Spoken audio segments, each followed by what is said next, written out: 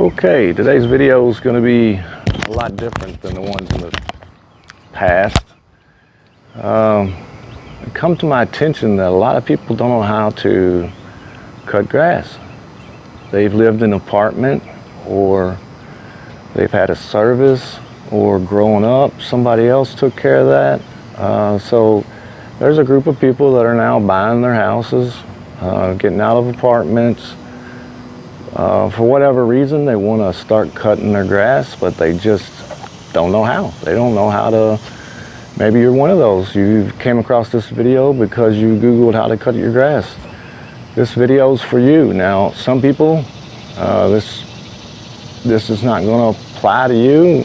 You know how to cut grass, and maybe you have some information that you could add to the bottom. That's great. But there are people that don't know how to cut grass. So I'm going to share my knowledge like I try to do on this channel. That's what this channel is about.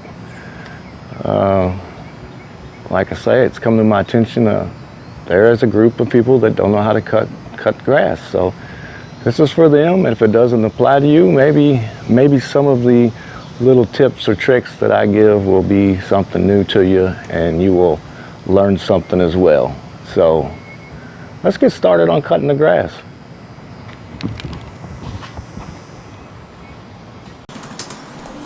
Hey visitors, before we get started, I want to take this moment to welcome you. And if you're new to the channel, please consider subscribing to the channel.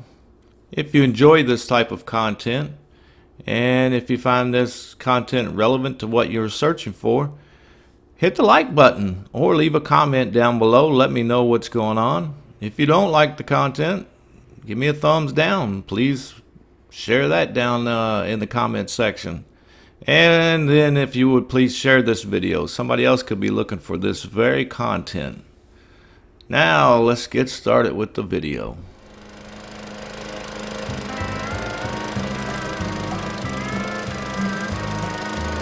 Okay, starting off with, you need to determine whether your lawnmower is a self-propelled or if you have to do all the pushing. You need to know those things. So a self-propel will have boxes like this one has in the front, the black cover. That's one way of telling. Also, a self-propel will have usually two handles. One to keep the motor running like that, and one to activate the self-propel to drive the wheels. And you need to know that, because if it's a self-propel and you try to push it without using the self-propel, it's going to be very difficult. So it'll usually say on it if it's self-propelled also, but you need to find that out. And if you have an older mower, you're going to need to check the oil. Some of the newer ones, actually, you don't have, they're kind of sealed up. You don't have to check the oil, from what I hear. I know you don't change the oil. The one that I bought says you don't ever have to change the oil. So this one has a dipstick, and it is right here. They're all about the same. And you'll pull this dipstick out, wipe it off, wipe that off, and then dip it in again. And you want to make sure that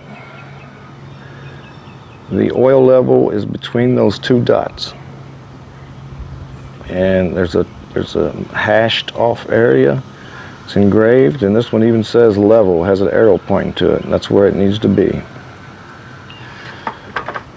And that's about all the maintenance you need to do on this one. You'll have to put gas in it, of course. You have to have a gas can.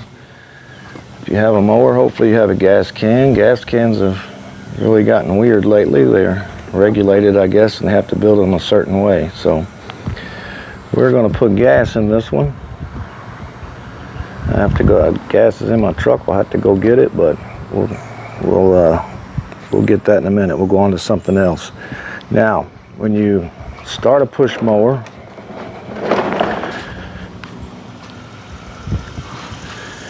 of course, anytime you start any mower, if you have a pull mower, you want to make sure your feet stay away.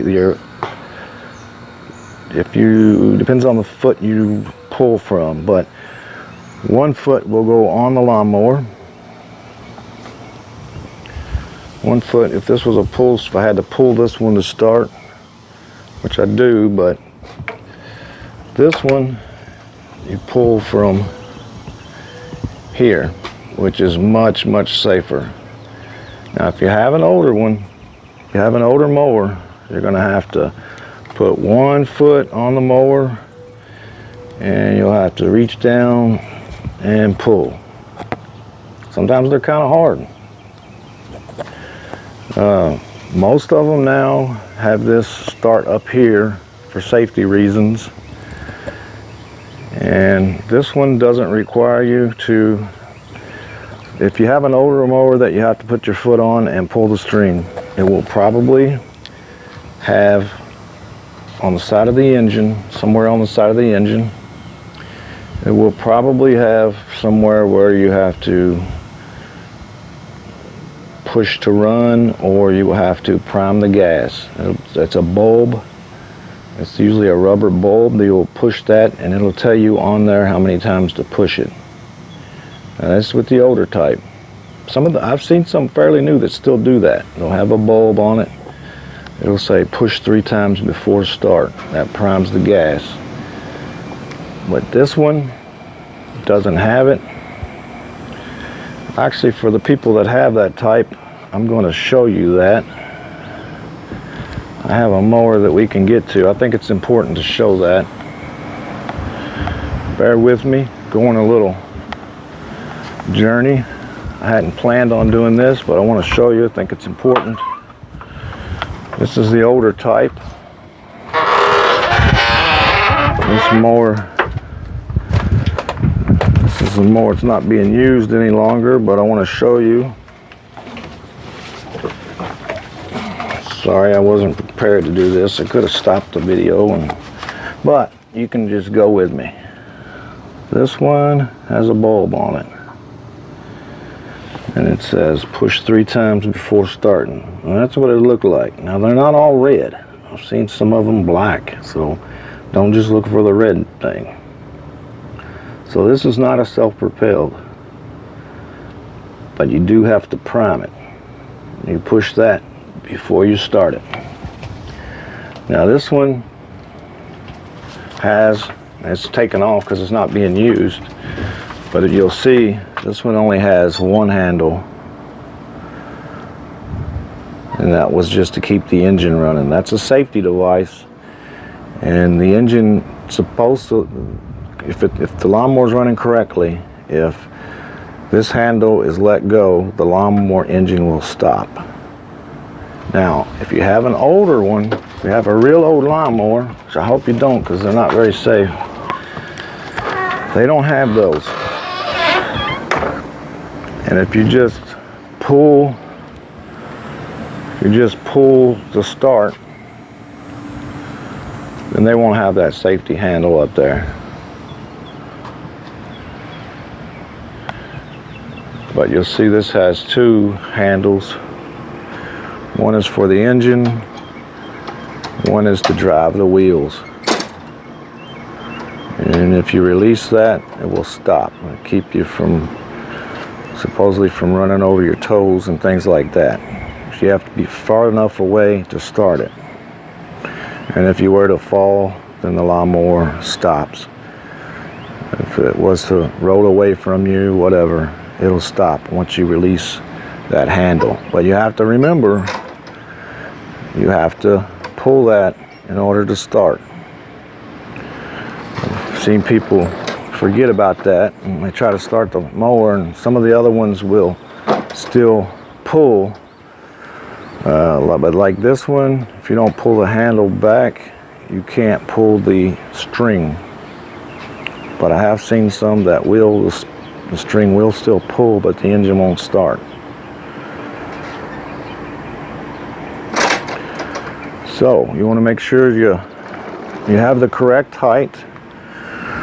A good way to start is, you haven't ever cut your yard before, you don't know how you like it. You want to start with it all the way up, Usually that's 4 inches, or at least the number 4. I would start with it all the way up and cut a strip. And after you cut that strip, see if that's the way you like it. Now, I wouldn't go any lower than 3 inches generally. So you might like it 3 inches, you might like it 3.5, you might like it 4. But I wouldn't go any lower than the 3 inches. You start getting into scalping the grass, tearing the dirt up, things like that. But of course, it's a personal preference. It's also a safety thing. You got to be careful. You don't want to, when you got it real low, you can get the blades into things that will bend the blades. It will throw debris up at you. So once again, about 3 inches. I never go below 3.5, but I would say not below 3 for sure. Okay, now my tips today are meant to help you, for those of you who have never cut a yard, to help you learn how to cut a yard, and also to get a good looking finished job. Some people, they don't know how to make a yard look good. Leave pieces of grass uncut, lines, dried, wet, balled up grass in the yard, and you don't want to do that, that's for sure.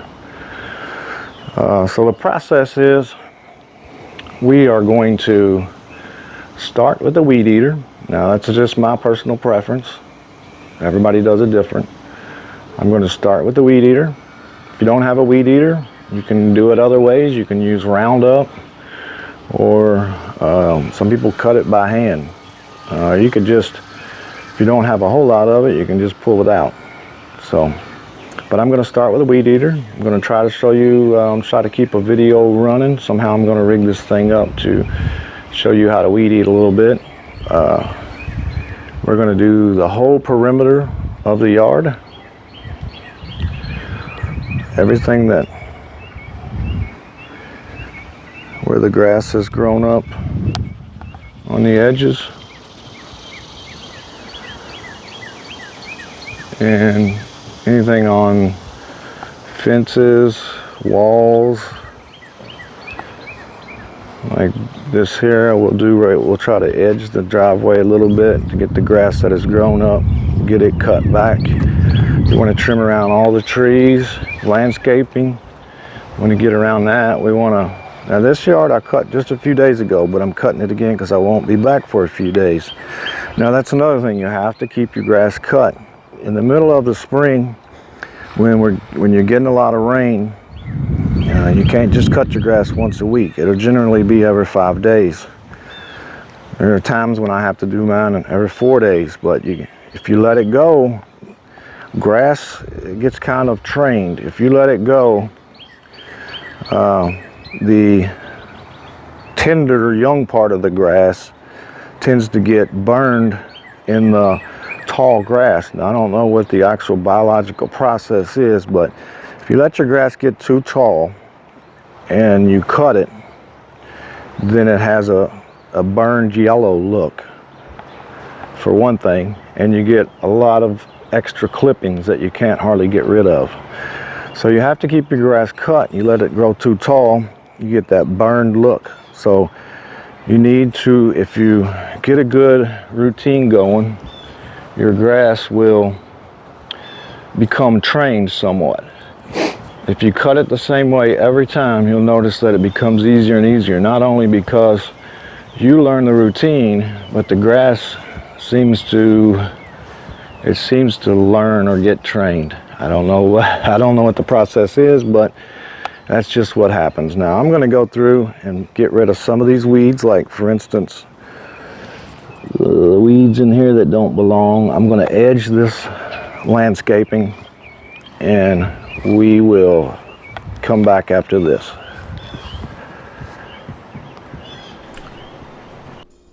Now, I tried to get a good shot with the weed eater.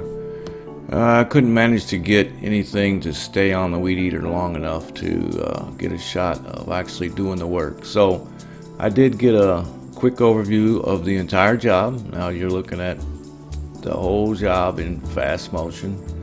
This is all the obstacles that we're going to have on this particular lawn, and you'll probably have many like them on yours. Don't worry, we're going to go over these one by one slowly, and I'll talk a little bit about each and tell a little bit of tricks. Look at that. There's some trimmers that you could use. There's various tools you can use to trim. So there's some more of them there. So getting started, getting the cracks. It's important that you get in those cracks of the job, get all that weeds out of the cracks. You want to do against all the landscaping. You want to do around the trees, but be careful getting around the trees. Obstacles like this, a culvert, a stop sign, or anything else where the lawnmower can't get up to it. The culvert, for instance, you wouldn't want to run a riding mower on that, or there's spots you just can't get with that with a mower. Inside these cracks again, at the edge of the driveway, you'll want to get the cracks in the driveway. There's some more. That makes the overall appearance so much better if you can get that out. Along fence lines, you want to make sure you can get everything you can out. Here's an overview of me starting out doing the job with the weed eater. Right now I'm getting those cracks in the sidewalk and along the landscaping. Now another thing you'll see me here in a few minutes, I'll come back and pull weeds out, and I throw those into the middle of the lawn because I'm going to chop those with my lawnmower. Now you saw me do the edge of the driveway. Sometimes I do the edge of the street. This one I didn't do the edge of the street. I'm getting along the landscaping around the trees.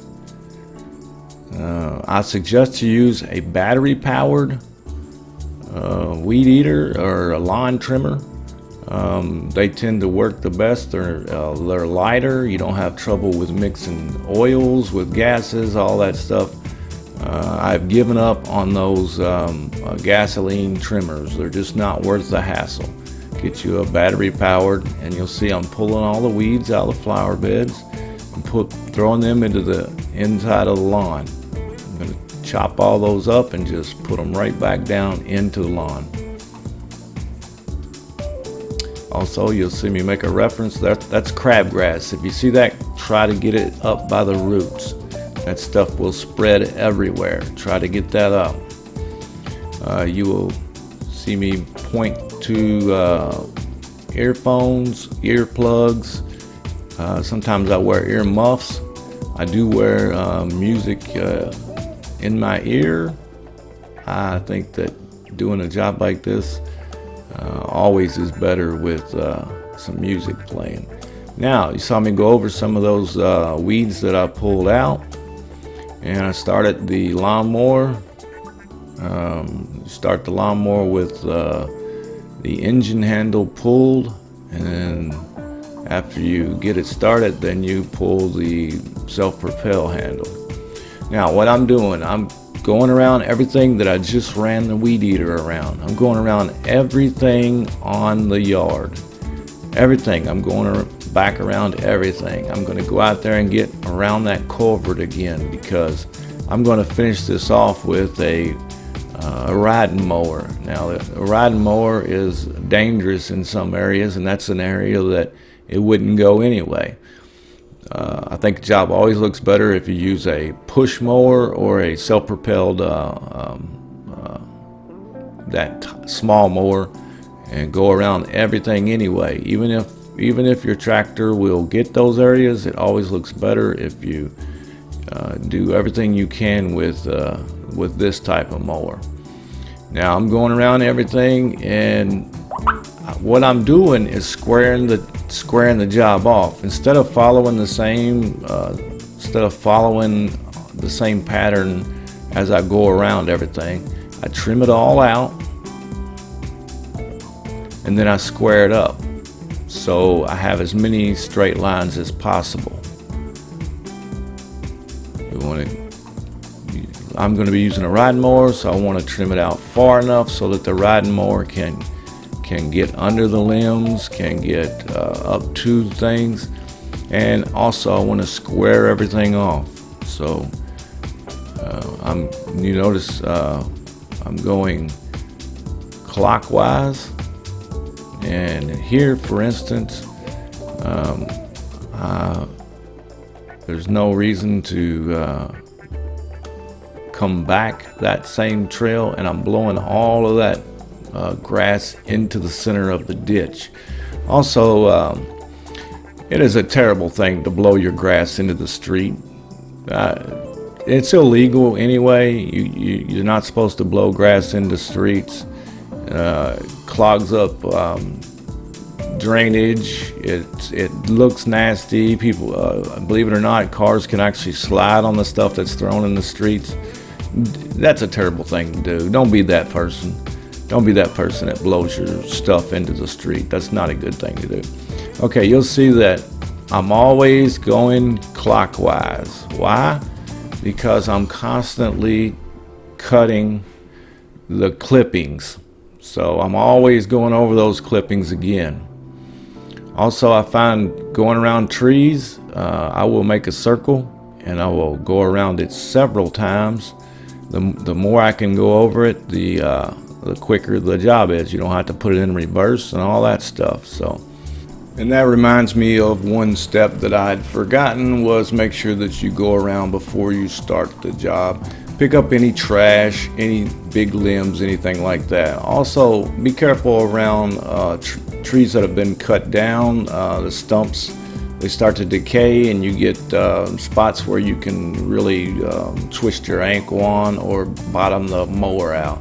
So, and also make sure that if you're using a riding mower, you read the owner's manual and you know how to use that properly. Make sure you know how to use your mower properly.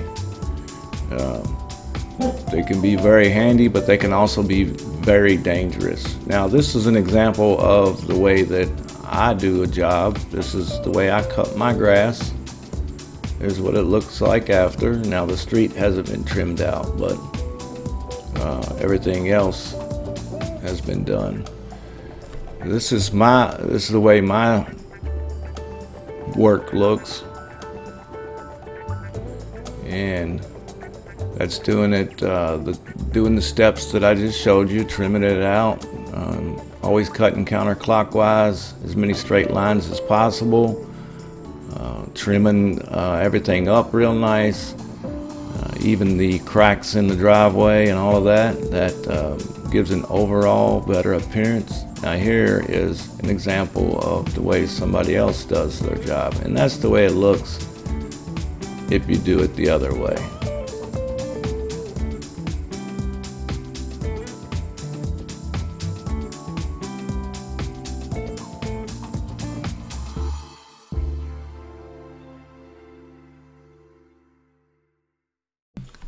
Now, if you're using a riding mower, you will want to, when you finish up, raise your deck all the way to the top, as high as it'll go, and run over your last line, the big line of clumped up grass. You will want to run over it with the deck all the way up, and at high speed. That'll spread that line, that last bit of clumped grass. It'll spread that across the lawn.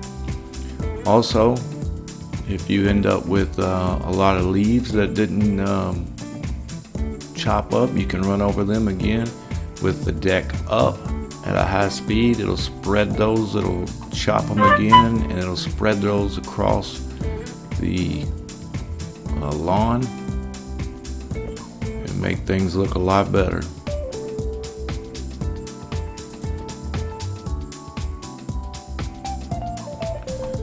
There's no need to ever have to rake a lawn or rake any spots. You should be able to just run over it again with the push mower, or run over it again with the lawn tractor until it's all spread across the lawn. Also, in the fall, when you cut leaves, you can use the same method to chop the leaves. There's never any need to rake up leaves. All the leaves can be chopped and put right back into the lawn. There's really never a need to ever have to rake a lawn.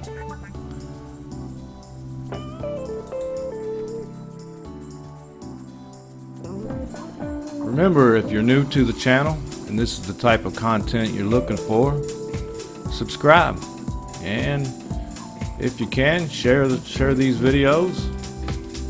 Maybe somebody else can find them useful. Like and comment down below. That's gonna about do it for this episode. That's the way I do it. We'll see you next time.